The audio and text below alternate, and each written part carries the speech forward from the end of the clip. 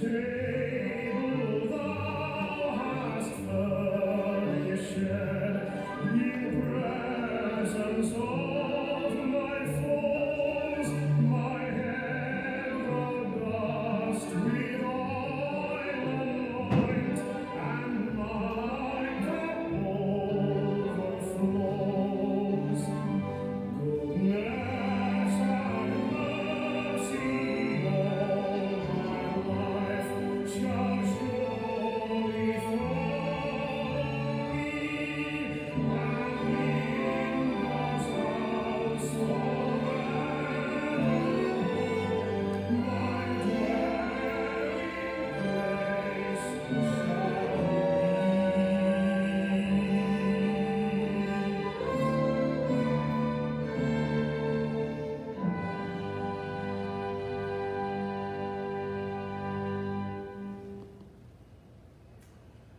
Oh, to have a voice like that. None other than the late, great Sir Harry Seacombe. The Lord is my shepherd. Against the backdrop of that pastoral psalm and hymn, I welcome you here this afternoon to the Cordell Chapel, the venue chosen for our farewell to a woman that all of you have come to love, to respect and appreciate. And this welcome extends to those who are unable to be here in person, but through the wonders of technology are able to view from a distance. You probably can't see this chapel. It's comfortably filled, the car park is full, and I did notice something very special happening just outside prior to you entering the chapel. And that is the very warm greetings that you exchanged. I noticed handshakes and hugs and maybe even a kiss or two. That is what good friends do. And I'm sure that your loved one and friend, Heika Abbinga Moleris, how was that? Was the accent correct? Pretty close, all right. You can give me some tuition at the close of the service. Everyone who knew her came to realise that she was indeed a loving and devoted wife and mother, a loyal friend, a contributor to the communities in which she lived. With longevity in her DNA, she has outlived most, if not all, of her peers. She has seen her own children develop their skills and talents, and each one making a valued contribution in their particular areas of expertise. Both love and pride were a two-way street, given and gracefully received. Hers was a life of positivity, and this was both seen and felt by all who knew her well.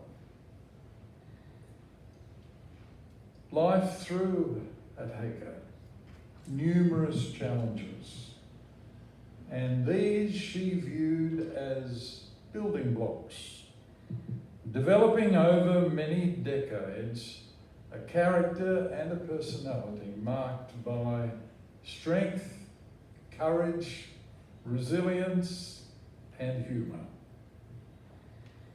And after a lifetime of being there for those she loved, as her sun began to set, she received gentle and supportive care from her family, and especially Elizabeth and Russell.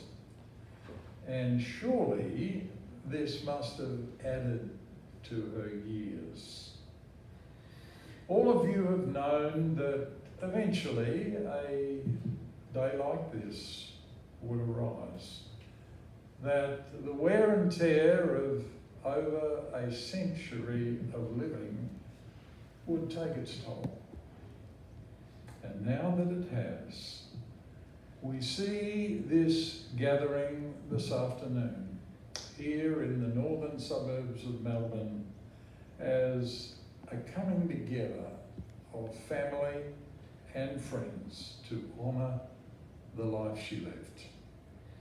We're here to say goodbye with dignity and love, and also in the process to comfort one another with the understanding that this loss that you feel is enormous. As your celebrant and MC, my name is Gavin Grosser. It has been said that home is where the heart is. And that being so, we follow where this has led Heika, tracing the footprints that she has left behind her. Footprints in those early years in Europe and establishing a home here in the great southern land, many years spent in delightful Euroa. Indeed, hers has been a life of contrast, city and rural, from a life of privilege and status to one where, well, she had to develop a pretty steep learning curve, caring for her husband and a growing family. Also experiencing a nation at war and through many decades of peace. So we can confidently say that hers is a colourful tapestry that has been woven, revealing all the colours of the rainbow, and each thread a person, an experience, all woven together, creating a rare and unique masterpiece, one that we do well to remember. That being the case, family, you now tell her story. And that will commence with Peter, followed by followed by Erwin, then Serena and Liz. Thank you, family.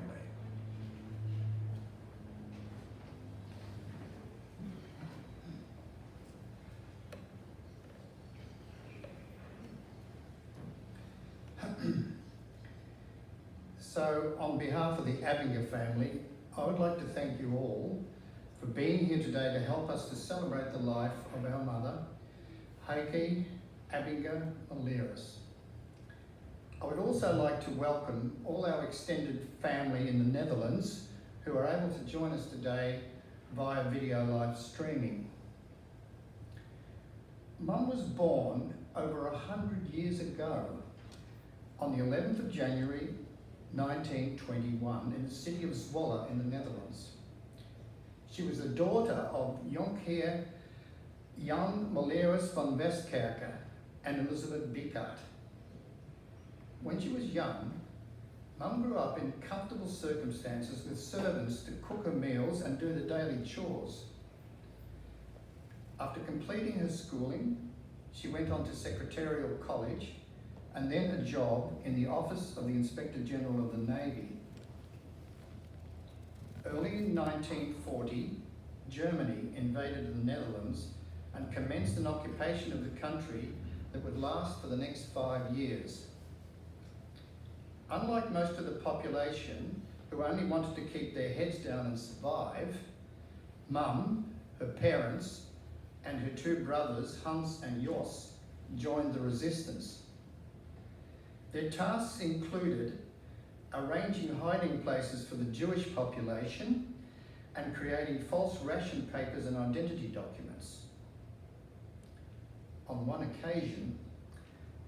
several occasions, I'm told, Mum was tasked with the transporting of guns and ammunition past the German guards, hidden in a bag on the back of her bicycle with the word coal written on it.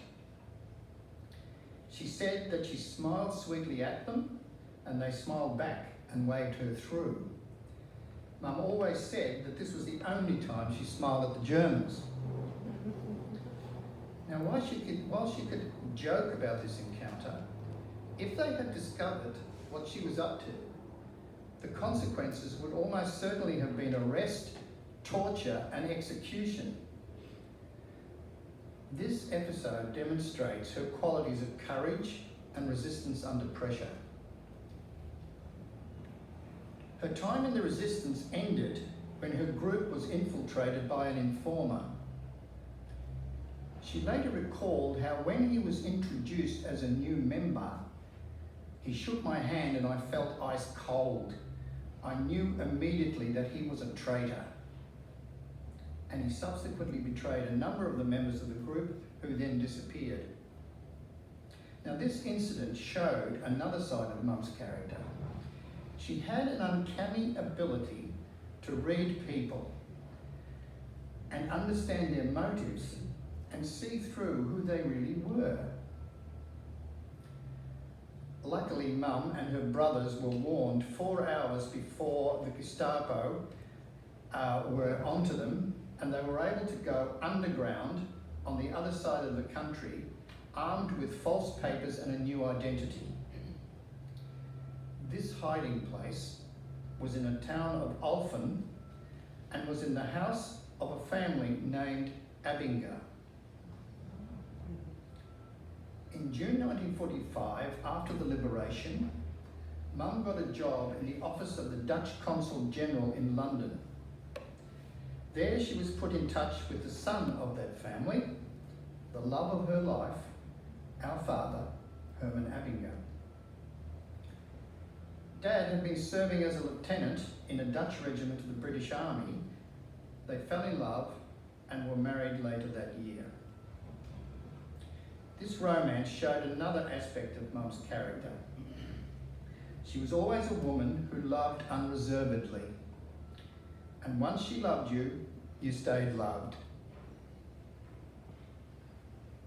After returning to live in the Netherlands for a few years, they decided to immigrate to Australia. Dad went ahead first to find a house and a job, and Mum followed 6 months later with 2 little children, myself and my sister Liz. Airline travel to Australia in those days involved a long, perilous flight with many stops. The previous flight had crashed. The journey was interrupted when I got a serious tropical illness and had to spend a week in hospital in Darwin, where she came to visit every day. She had to adjust to how things were done in Australia. Leaving her shoes outside the door of the hotel to be polished, as it's done in Europe, only resulted in the comment from the hotel proprietor, "Look, love, better take your shoes inside because they might get pinched if you leave them there." The family came to Melbourne, and due to the post-war housing shortage, we lived for 8 years in a bleak Housing Commission estate in Braybrook, where Mum had to cope with looking after her now 4 children, while Dad worked long hours as a factory manager. Isolated and alone, this was one of the most difficult times in her life. Greatly missing her parents and family in Holland, she struggled with depression. And yet, through all this time, she lavished love and care on her family. We as children had a very happy childhood and were never aware of the many difficulties she was struggling to overcome. The family then moved to Euroa to take up new opportunities. Her grandchildren all adored their Oma. She made them feel special. They each have fond memories of happy days visiting her and Orpa in Euroa, school holidays swimming in the pool, the little faces she drew on the boiled eggs, the tuna baked in shells alongside an array of cheeses, spreads, fresh rolls and Omar biscuits. Her attention to detail made them feel loved and considered. She was positive and always focused on the good. What beautiful teeth you have. You look so great today. Always the positive. She brought humour to any situation, no matter how bad it may have seemed. She encouraged them in her love of reading, always had a wide range of books on hand. They'll miss their Oma, but feel so lucky to have had so many beautiful memories together. Mum lived a very long and eventful life, and she was loved and cherished by all family. So farewell, Mum. Your love and strength of character will live forever in our hearts.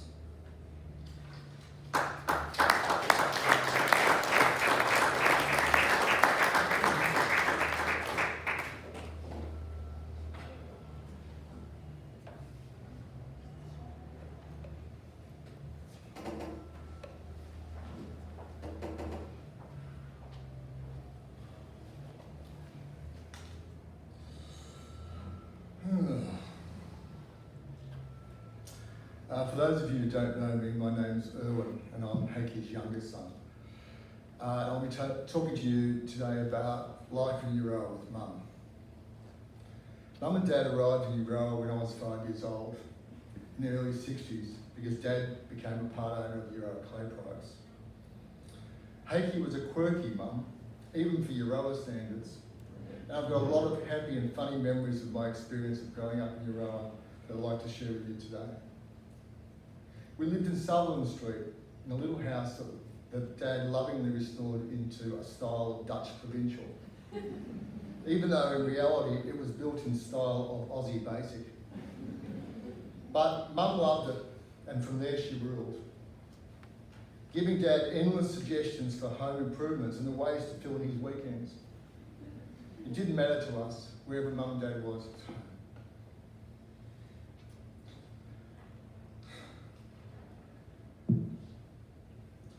Mum was not the most enthusiastic or creative cook. But Friday night dinner was special. It was fish and chips night. We could choose anything we liked from the local fish and chip menu, which seemed huge at the time.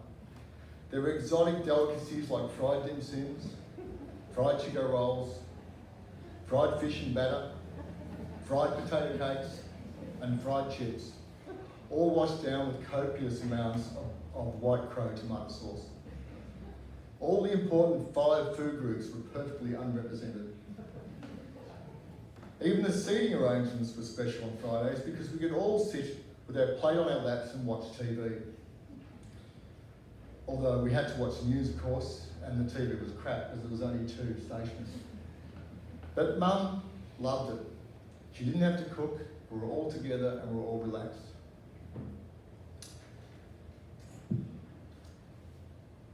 Sometimes on Friday nights we could invite a friend for a sleepover, and I usually had Andrew over. At bedtime she would come into our room, tuck us both in, and give us both a kiss goodnight. Andrew always remembers this fondly. For the remaining 6 nights, Mum would insist that we would all sit around the dinner table as a family. The banter would be about our day, politics, school events, history, and current affairs. I will always remember the volume and the laughter. Mum would always say that with so many Abbingas in the one spot, it was almost impossible to get a word in. But in reality, much of the conversation was aimed around her. Mum was the matriarch of our family. Timing was very important for Mum. At exactly 5:45, Mum's favourite show, Bellbird, would be on, and we'd all have to watch it. At precisely 6 p.m, we would all have to be seated for dinner. And at 7 p.m. sharp, we would all have to watch the ABC News, and there was no talking aloud unless it was in the sports section. It sounds rather harsh now, but at the time it appeared totally normal. Mum had a special routine for all of us when we got home from school. She always took time to ask each of us about our day and knew all our friends. Later in life, this interest extended to her grandchildren. She knew all their friends and hobbies and made sure she spent special time with each of them. My youngest son, Scott, my oldest son, Scott, has very fond memories of playing dinosaurs in the backyard with Mum. Mum always had a great sense of humour and never talked down to us. One day, I told Mum that I had fallen madly in love with my prep teacher, Miss Burns, and I wanted to take her out at the time, but I didn't have any money. I hadn't started work at this stage because I was 6 years old. Mum listened carefully and said that she would give me some money for the date. I was delighted. She then proceeded to give me instructions on how to be courteous and polite and gave me advice on how a gentleman behaves on a date. She'd obviously enjoyed a laugh with Miss Burns and told her what was going on. The date was a great success. I delighted in telling Mum all about it, the chips, the milkshakes, and the local service station where Miss Burns had pride spot looking out the window at the traffic. Mum has retold this story 1 million times since then. But at the time, she didn't laugh or tease me because she knew it was important to me. And that's the type of Mum was. Mum suffered from a typical Dutch disease called foot and mouth. She often relayed to guests what she was thinking rather than what was socially correct. An example of this was when Andrew and Helena came from Euroa to see Mum, came to Euroa to see Mum from Melbourne. They decided to come in. When she heard the car, Mum ran out of the house very excited until she saw who got out of the car. She said, oh, it's only you. I was expecting Liz. There were 6 golden rules to survive in your house in Euroa with Mum's long reign. 1, don't be late for dinner, as it will get cold. 2, don't sit down in Mum's chair. 3, don't use Mum's cup. 4, don't sneak lollies from the lolly jar, unless you're a grandchild. 5, don't talk when the news is on. And 6, once Mum and Dad were in bed, the TV had to go off. Once we all grew up and left, we all visited Euroa often and saw Mum and Dad regularly. We all fondly remember the Dutch lunches Mum would prepare for us, with various dishes re-representing themselves time and time again. As the grandkids got older, Scott, Jonathan, my boys, and their cousin Julia would often stay at Ormer and Orpers during the school holidays. They had very fond memories of the routine of reading time, renting videos in Binney Street, ice creams, swimming in the pool and collecting stink bugs, while Mum sat in the garden reading and keeping an eye on them. All the grandchildren, Scott, Jonathan, Julia, Eva, Nicholas, Julian and Liska, have wonderful memories of the stories, as Peter said, of staying in Euroa with Ormer and Orpa. Mum left Euroa 10 years ago, but she has not been forgotten by the Euroa community. I recently put a note in the Euroa community Facebook page, but unfortunately I didn't have a login, so I had to use Andrew's. So for anyone who's here from Euroa, Audrey McIntosh is not dead, and she will be serving tea and biscuits at the Euroa bowls tomorrow as usual. But once we sorted all through that, I was shocked to see that there's 153 responses for Mum, of which there was 53 messages of condolences. I've chosen one of these messages from the Euroa RSL, which I would like to share with you today. It reads as follows. During World War II, she worked with the Dutch underground forces, delivering machine guns to them on a bike past the German guards. Had she been caught, no doubt she would have been executed, an unsung hero. Sign Euroa RSL, lest we forget. Mum was always our hero. Mum was a much-loved wife, mother, mother-in-law, grandmother and great-grandmother. Or as her great-grandson, Harry would say, an Oma Oma. 100 is an amazing innings, but we are all going to miss her. We'll miss her laugh, her sage advice, her positive personality, her carrot jelly bowls at Christmas, and her shortbread. She was loving, caring, supportive, and had a great sense of humour. I'll always miss her hugs and the twinkle in her eye. Her memory will live on in all of us.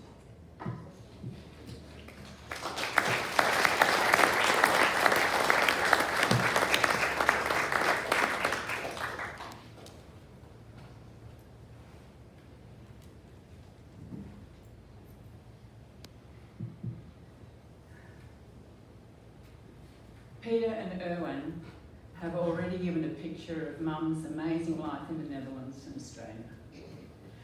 I'd like to share some insight into my parents as a couple. My parents met after the war in England when Dad was undergoing officer training and Mum was living in Kew working for the Dutch Consul General as an interpreter. Dad was after a free dinner as he ran out of money. The first meeting did not go very well, and in Mum's words, Herman told his friends that he knew a Dutch girl and she might give them a meal. Like fun I would. He was nothing to me. Why should I give him a meal? I was living in a boarding house, it cost me money and I could not afford that. But I told Herman and his friends to come on a Sunday because it was a boring day anyhow. As we all know, the Dutch are known for their directness and being very budget conscious, and Mum and Dad were no exception. Luckily for us, Dad asked Mum out for dinner soon after that first meeting, and Mum thought he was quite handsome.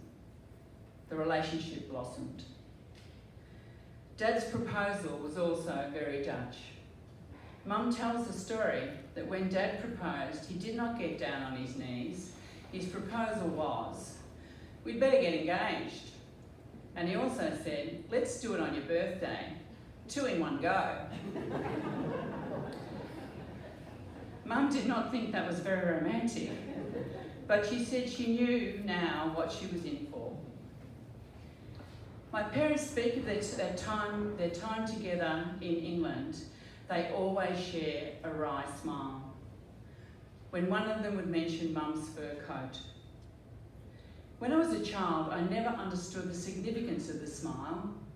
Having said that, we children have drawn our own conclusions. Interestingly, the conclusions are all the same. As a child growing up, I did not really understand the strength of my parents' relationship, but there are some examples that stood out that I'd like to share. Mum always used to say to us, "I love my children, but your father comes first. You will all leave and make your own lives, but your father and I will always be together." This made perfect sense to me as a child and also now as an adult. I never saw them argue, but that's not to say they did not have their differences of opinion. They each were their own person, and luckily they were both very happy in the roles they had in life. Dad as the provider and Mr. Fix-It, Mum as the housewife and care of their children. In each of their roles, they were the lead agent. Mum always had the final say in the management of the house, which I think Erwin's brought out fairly clearly in Life in Euroa, and how the children were brought up. That is, other than the purchase of white goods. Then Dad would step in as he was the engineer and he knew all about it. But if the purchase did not meet Mum's approval, she was very good at systematically destroying the item in question. Dad never interfered again in the decisions relating to washing machines or fridges.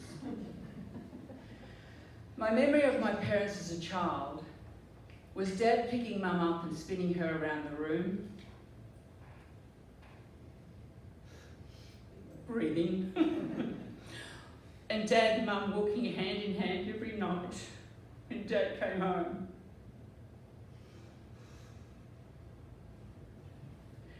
Which was their time together without us children annoying them, so they could catch up and discuss the issues of the day. We tried, as children do, to get our own way and play one parent against the other. We'd go to Dad and ask, "Can we do this?" Whatever it was. And Dad's response was always, "And what did your mother say?"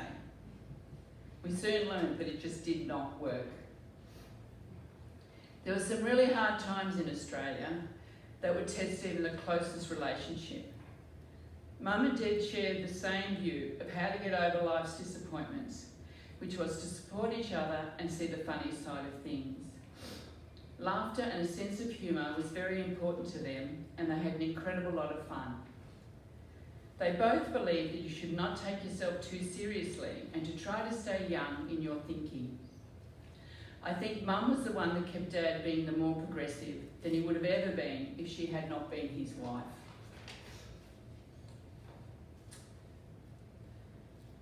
As Mum and Dad said when asked, what is the advice you give your children and your grandchildren, it was, the most important thing is to support each other and see the funny side of things and think young. Mum said, you look in the mirror, you don't think you are old, but when you look away from the mirror, you can think young again. And Dad's response was, the answer is, don't look in the mirror. We always knew that Dad was number one in Mum's life, but none of us ever felt that we came second.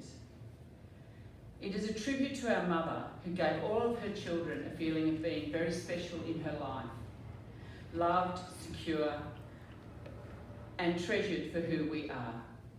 What was important to Mum was that her children were happy in wherever life took them.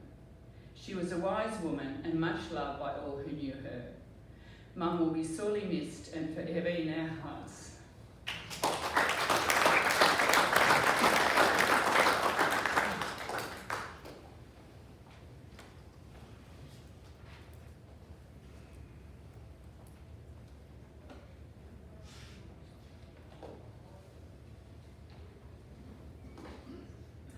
I'm Liz, the eldest daughter, and I've been charged with presenting a snapshot of the last 10 years of Mum's life.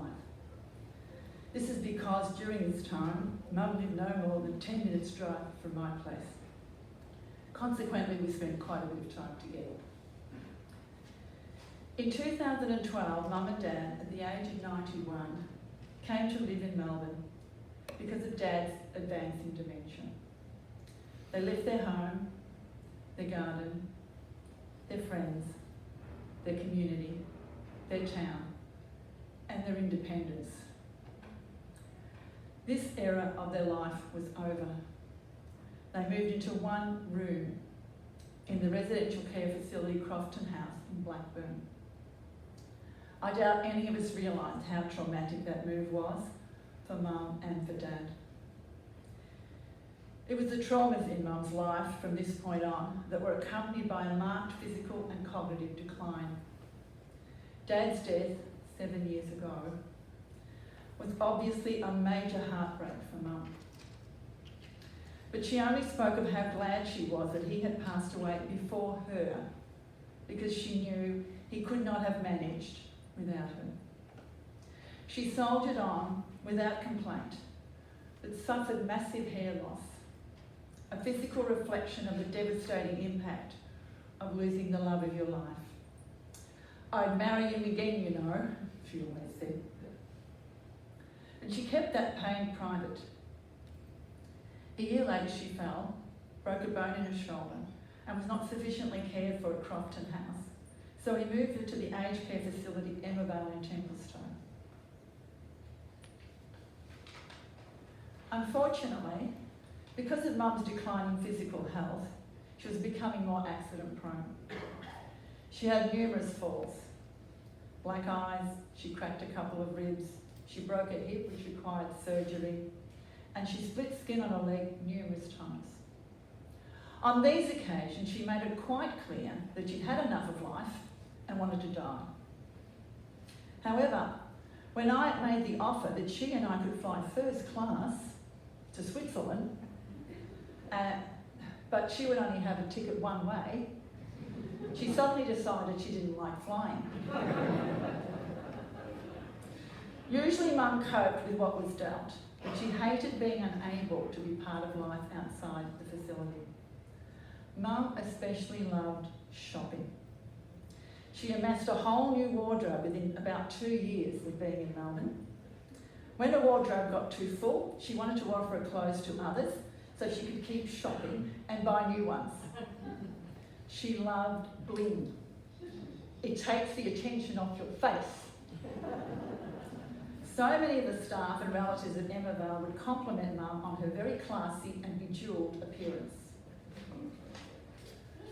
Mum really enjoyed having a coffee in the shopping centre, seeing young children, babies, families, people of all walks of life and shapes and sizes.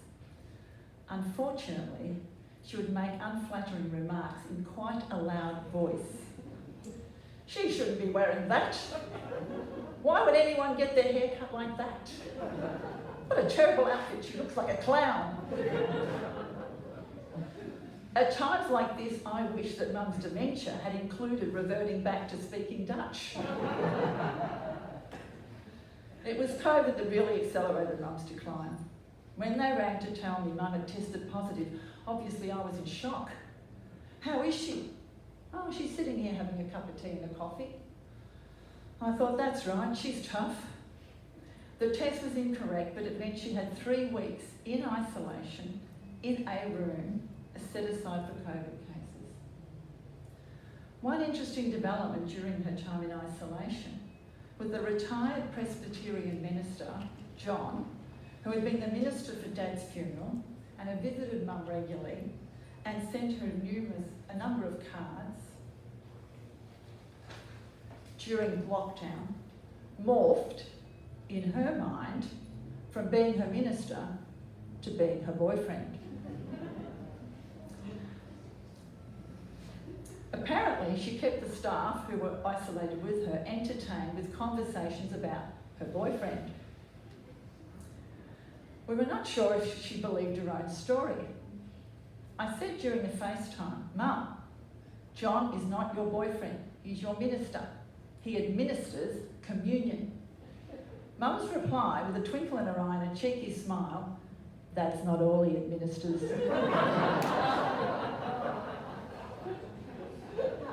Not bad for 99. During the lockdowns, Mum made the best use of FaceTime, complimenting her grandchildren on their beautiful appearance, especially their teeth, and then pointing out that hers weren't real and at times proving the point. With the great-grandchildren, she would show amazement at how much they had grown. She was very excited to see little William and enjoyed asking Nick and Larissa questions about his feeding and sleeping habits. Mum's interest in the family never wavered. She's extremely thankful that with FaceTime, she was able to stay connected with us all. A great contrast to the isolation she experienced in moving to Australia, when writing and receiving letters was the only form of communication. Where nature was kind to Mum was that in her last 1 to 2 years, Mum had achieved what all mindful practitioners aim for, living in the moment. About 4 months ago, Mum fell and grabbed the small fridge to stop the fall, but instead it fell, slicing off a horseshoe-shaped flap of skin from her leg. Blood everywhere, the doctor came immediately and I was called. I arrived in a panic about 20 minutes later, only to find Mum sitting, relaxing, having a cup of tea and a cake, and with her leg elevated. She looked at me in surprise, asking, "What's wrong with you?" I blurted out, "You fell. You have a large gash on your leg." She looked at me bemused. "No, I'm fine. I haven't fallen. And look, my leg's fine." She looked very surprised when she saw the large bandage. Mum's advancing dementia meant that in the last year conversation was difficult. YouTube saved the day. singing along with her past favourites, Piaf, Marlene Dietrich, The Seekers and ABBA, laughing at funny baby and baby animal clips, and viewing Russell's photos of Blackburn Lake and all the bird life, especially the ducklings, brought her great happiness. Mum, right to the end, found great joy in the beauty of nature, always commenting on the different flowers and plants in the facilities garden, especially enjoying the roses. She marvelled at the cloud formations and even patted the resident cat. That was a change because before dementia set in, she would say, "The only good cat is a flat cat." Mum had formed a great bond with her Emmavale family. Esther was the nurse who would almost daily attend to Mum's large cancer growth on her leg. Not a pleasant task. But Esther said that she will miss that half hour she had with Mum, because Esther and Mum spent that time joking and laughing. That is definitely what we will all miss. Mum's ability to see the funny side of life, her ability to see the beauty in nature, her feisty spirit, her warmth, her big smile and laughing eyes, her love of family, and her ability to endure, which enabled her to live for over a century.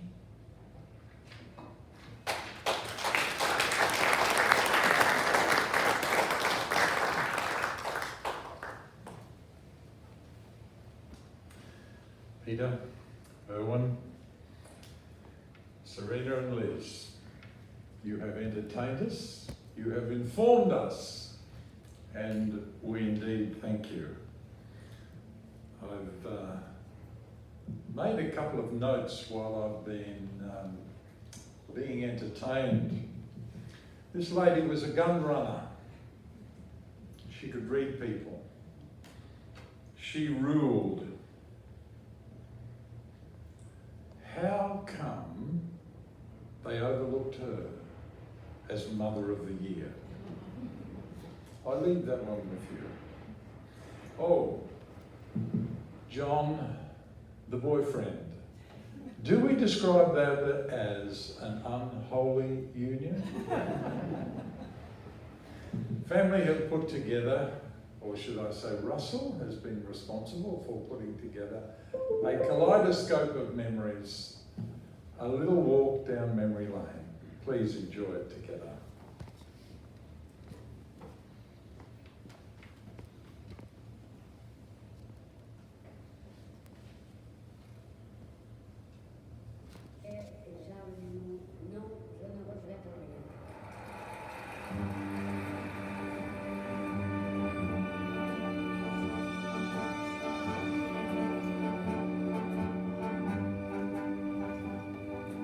No,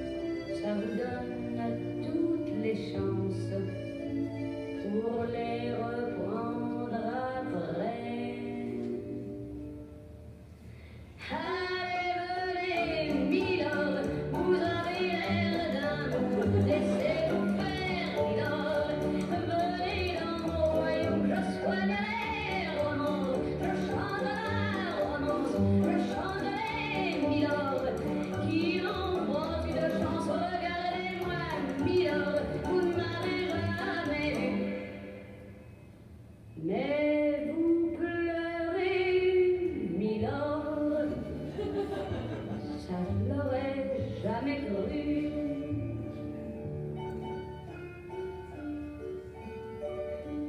Et me voyons, Milord, souriez-moi, Milord, mieux que ça, un petit effort. Voilà, c'est ça. Allez riez, Milord, allez chanter, Milord.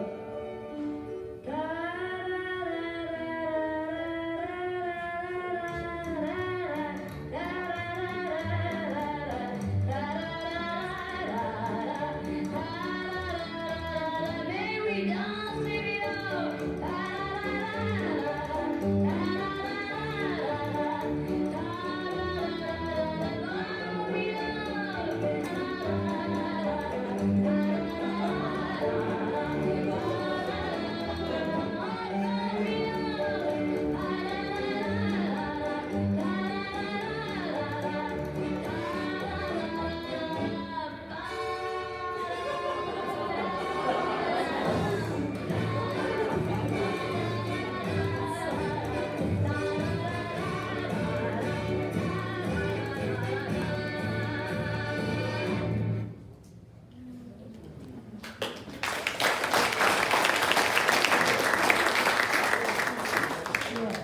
Well done.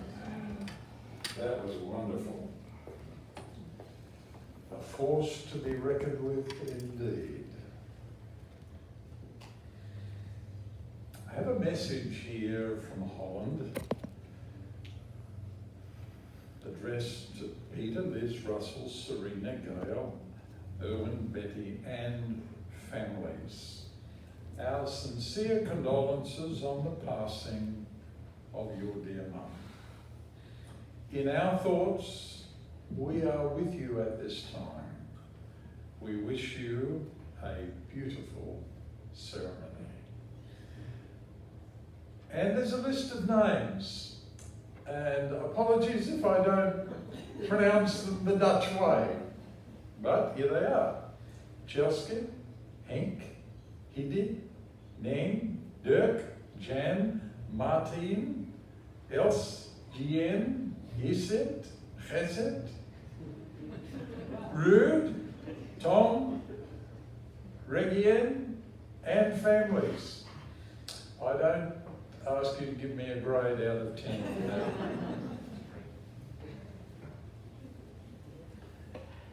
It's a powerful thing to see the fullness in someone, and certainly you saw that in Heika.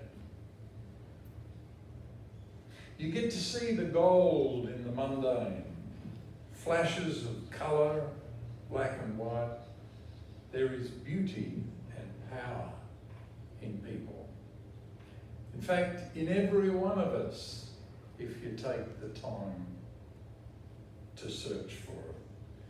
We all deserve to be seen in our true colours. Well, we have certainly seen in brilliant colour and black and white a life well lived.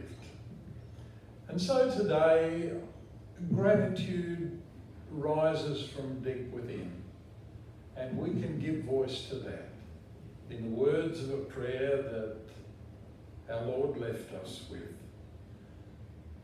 Please join me, if you will, as we say the Lord's Prayer together. Our Father, who art in heaven, hallowed be thy name. Thy kingdom come, thy will be done in earth as it is in heaven. Give us this day our daily bread, and forgive us our trespasses, as we forgive those who trespass against us. And lead us not into temptation, but deliver us from evil. For thine is the kingdom, the power, and the glory, forever and ever. Amen.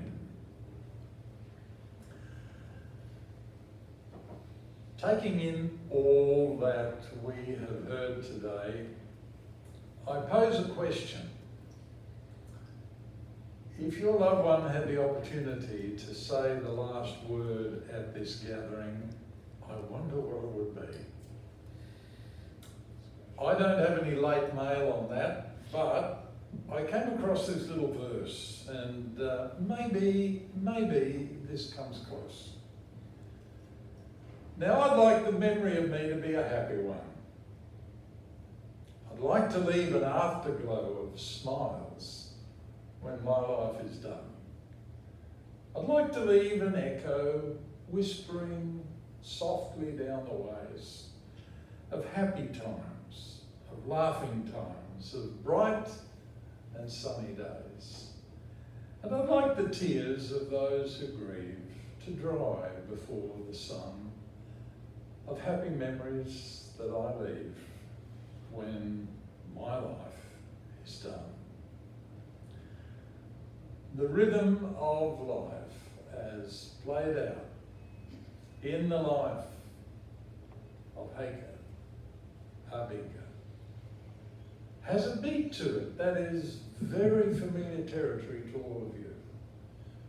And through the rituals and traditions of family life and community involvement, she has revealed a certain consistency that you sort of knew what to expect from her, and rarely, if ever, were you disappointed.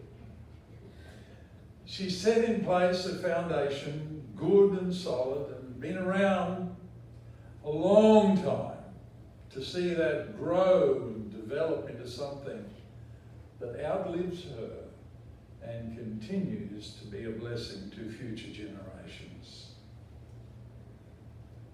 We now bid her a loving and a lasting farewell.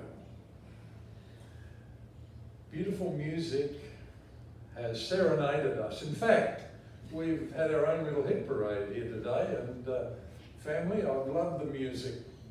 It's sort of my style of music as well.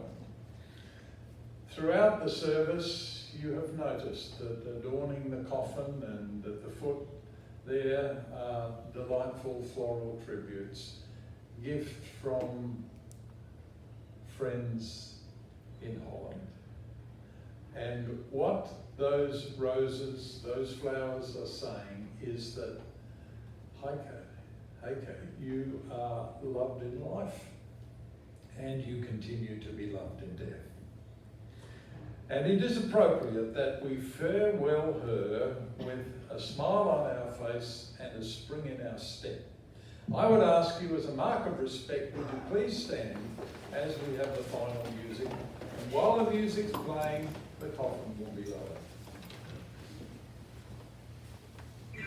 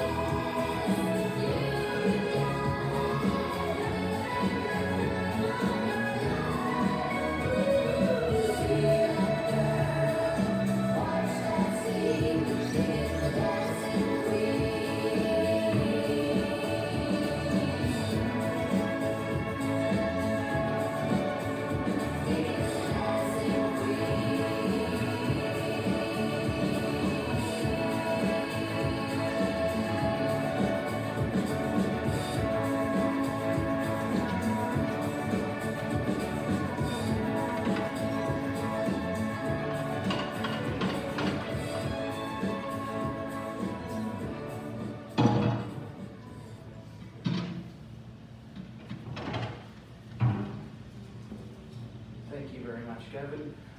Ladies and gentlemen, thank you very much for your attendance and support here today. I would like to remind you of the invitation offered from the family to join with them for some refreshments. The refreshments will be in the Eden room of the Northern Memorial Park, which is the part of the Falkland Cemetery that is across Foxforest Road.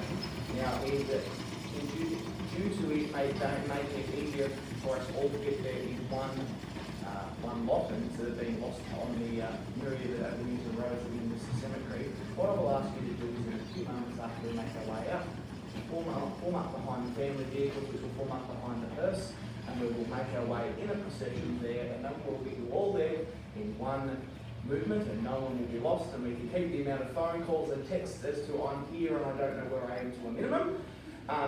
But there's no rush for us to leave the chapel and get there straight away, but it is nice to know that there is a plan to get there.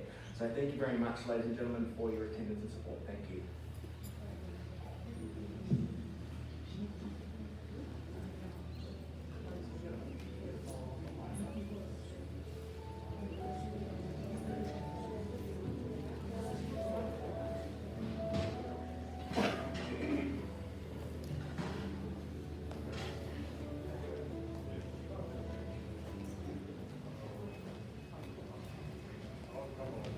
If you want to give a wave to the cousins, if you want to give a wave to the cousins, we'll